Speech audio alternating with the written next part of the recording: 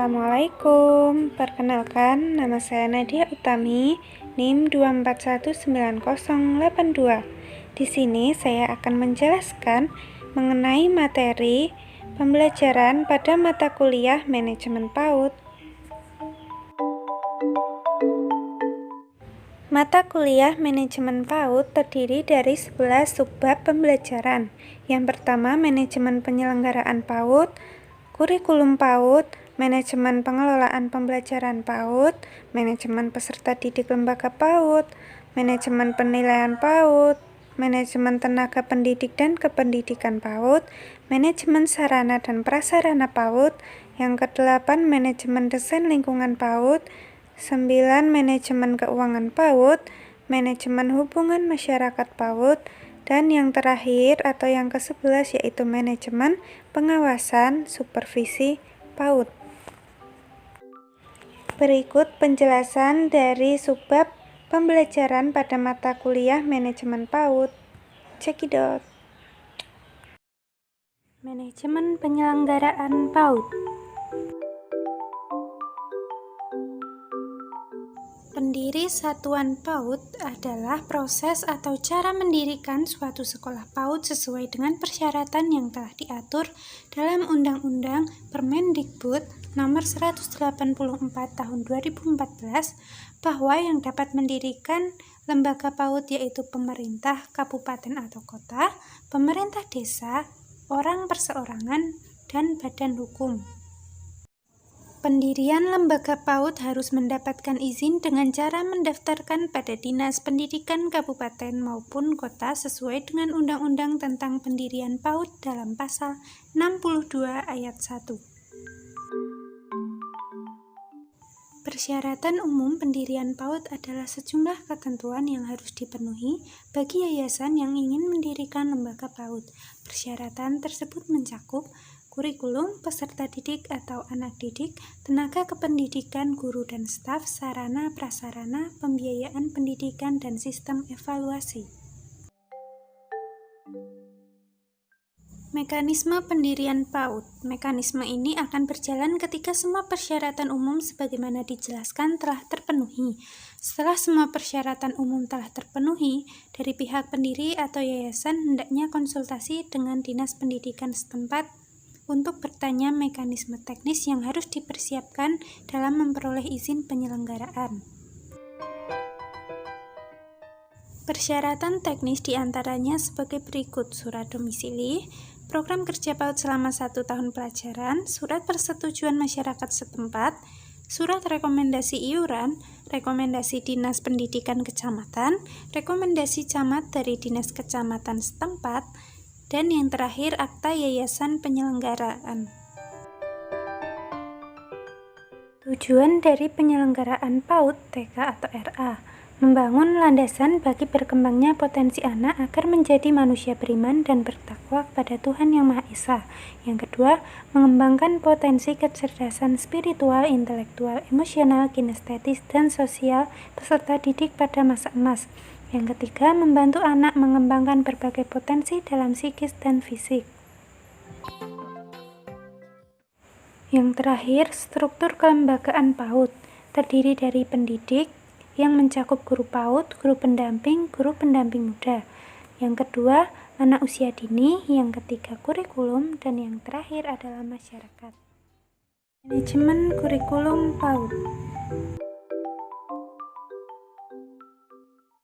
Kurikulum adalah seperangkat rencana dan pengaturan mengenai tujuan, isi, dan bahan pelajaran, serta cara yang digunakan sebagai pedoman penyelenggaraan kegiatan pembelajaran untuk mencapai tujuan pendidikan tertentu. Tujuan manajemen kurikulum PAUD adalah sebagai perencanaan program kegiatan. Yang kedua, mengatur bahan pelajaran yang terdapat dalam kurikulum.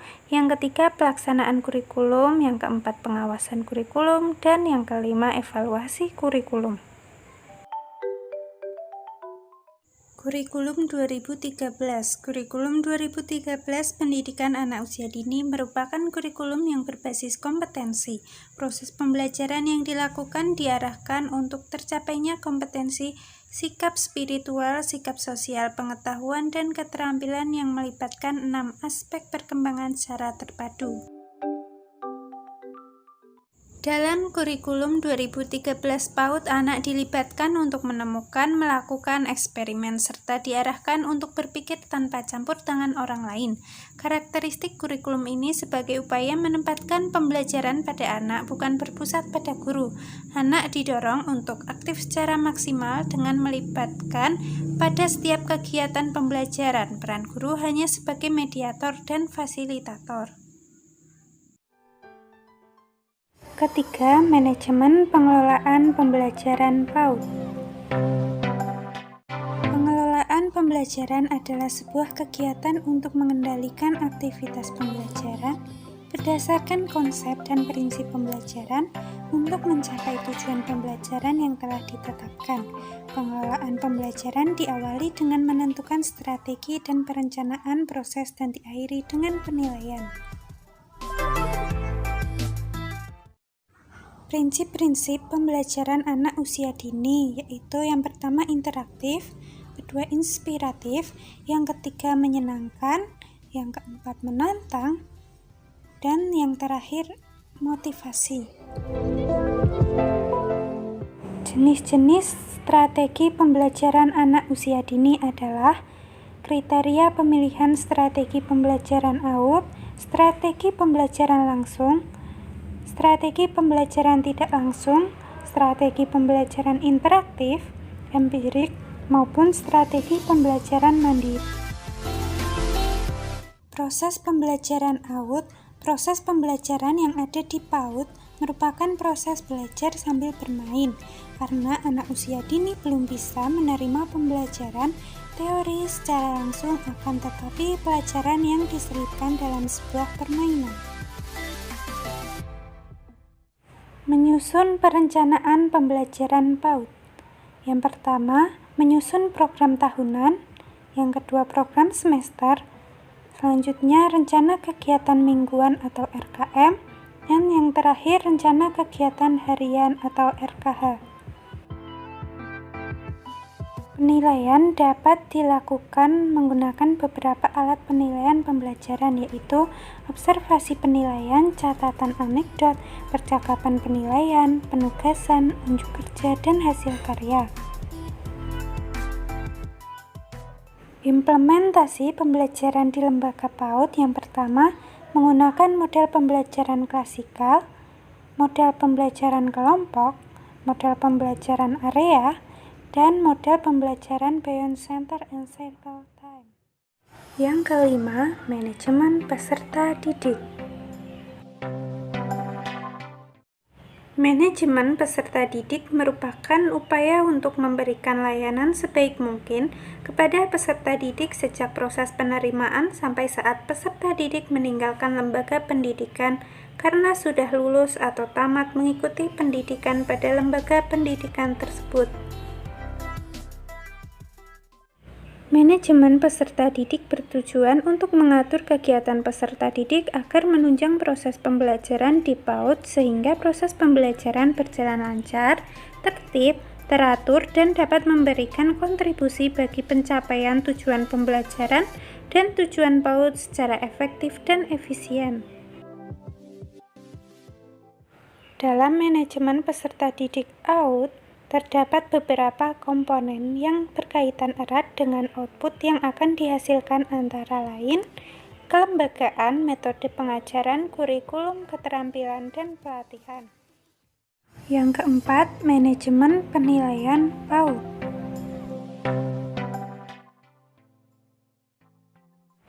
Penilaian pada PAUD berfokus pada perkembangan dan kemampuan belajar anak. Penilaian dilakukan pada seluruh aspek perkembangan anak.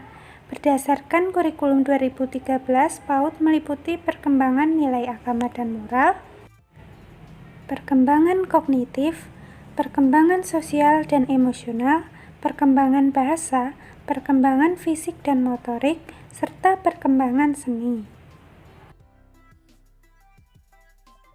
Tujuan manajemen penilaian PAUD adalah untuk merencanakan pembelajaran individual dan kelompok agar dapat berkomunikasi dengan orang tua, mengidentifikasi anak yang memerlukan bantuan atau layanan khusus, mengevaluasi apakah tujuan pendidikan sudah tercapai atau belum. Prinsip-prinsip yang digunakan dalam penilaian PAUD yaitu yang pertama mendidik, berkesinambungan, objektif, akuntabel, sistematis, transparan, dan menyeluruh. Manajemen tenaga pendidik dan kependidikan. Manajemen pendidikan dapat diartikan sebagai seluruh proses kerjasama dengan memanfaatkan semua sumber personal dan material yang tersedia dan sesuai untuk mencapai tujuan pendidikan yang telah ditetapkan secara efektif dan efisien. Berikut langkah-langkah pengadaan tenaga kependidikan. Yang pertama, pengumuman adanya informasi baru. Yang kedua, pendaftaran. Yang ketiga, seleksi, baik secara administratif, ujian atau tes, dan pemeriksaan medis atau kesehatan calon pendidik. Dan yang terakhir yaitu pengumuman. Manajemen tenaga pendidik dan kependidikan mencakup pengadaan tenaga kependidikan, pembinaan, pengembangan, dan kesejahteraan tenaga kependidikan, dan pemberhentian serta pemensiunan tenaga kependidikan. Manajemen sarana dan prasarana. Manajemen sarana dan prasarana adalah segenap proses pengadaan dan pendayagunaan sarana dan prasarana agar mendukung tercapainya tujuan pendidikan secara tepat guna dan tepat sasaran. Sarana dan prasarana pendidikan terdiri dari 3 kelompok besar yaitu bangunan dan perabotan sekolah, alat pembelajaran yang terdiri dari pembukuan dan alat-alat peraga serta laboratorium, dan media pendidikan. Berikut adalah sarana prasarana pembelajaran indoor. Yang pertama ada balok dengan berbagai ukuran, balok yang terbuat dari gabus atau kain, benda-benda berbentuk geometri, papan berwarna-warni dengan beraneka ragam bentuk, serta berbagai gambar bertema.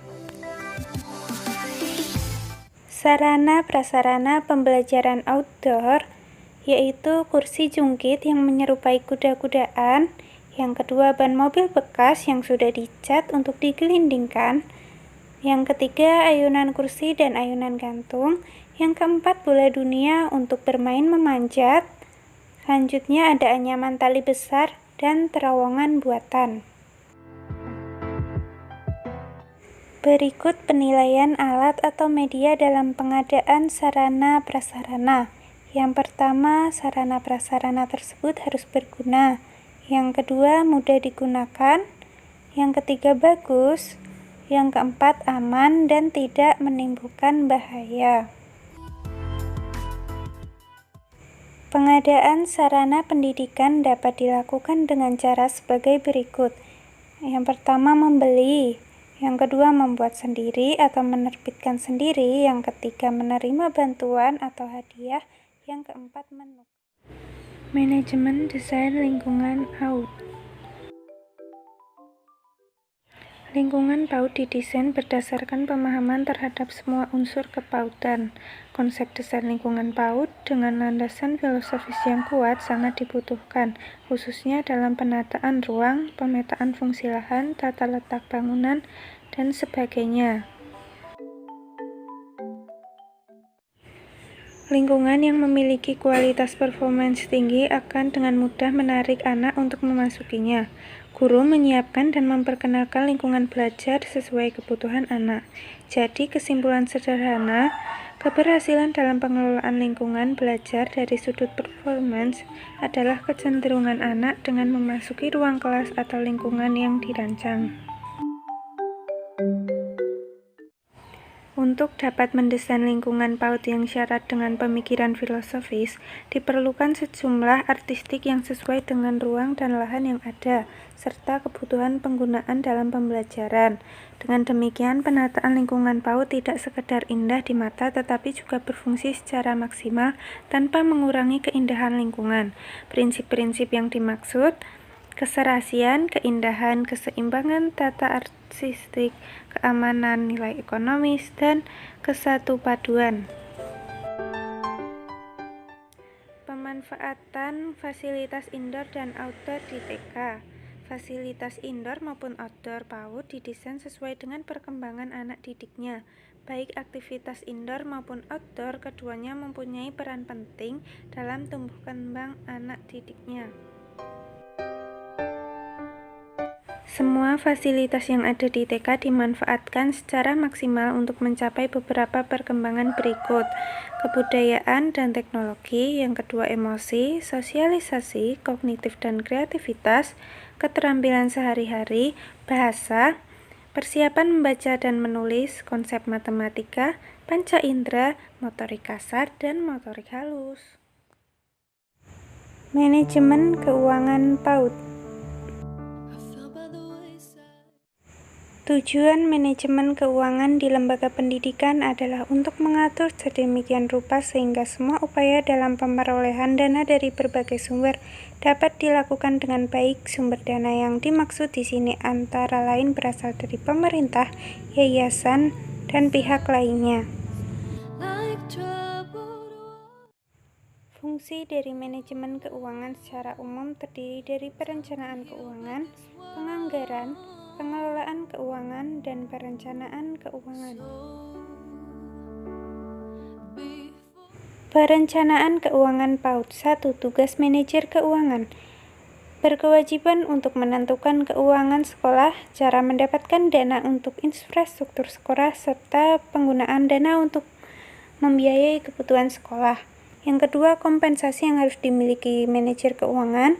Yang pertama, harus mempunyai pikiran yang kreatif dan dinamis. Strategi yang harus dimiliki oleh manajer keuangan yaitu strategi planning, strategi manajemen, dan strategi thinking.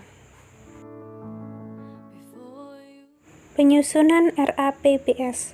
Rencana anggaran pendapatan dan belanja sekolah harus berdasarkan pada rencana pengembangan sekolah dan merupakan bagian dari rencana operasional tahunan.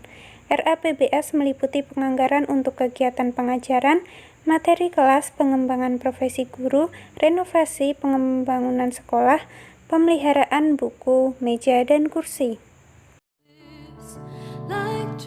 Pengelolaan dan penggunaan keuangan PAUD. Pengelolaan biaya pendidikan dan implementasinya perlu diperhatikan kesesuaian antara perencanaan dan pelaksanaan yang keduanya memiliki peran yang sangat strategis dalam rangka tercapainya tujuan yang telah ditetapkan. Perencanaan memerlukan beberapa pertimbangan antara lain dari mana sumber biaya diperoleh, untuk kegiatan apa saja biaya digunakan, siapa yang dilibatkan dalam perencanaan, dan kapan perencanaan dibuat. Sedangkan pelaksanaan merupakan penjabaran operasional dalam bentuk kegiatan pendidikan sebagai implementasi dari perencanaan. Manajemen hubungan masyarakat.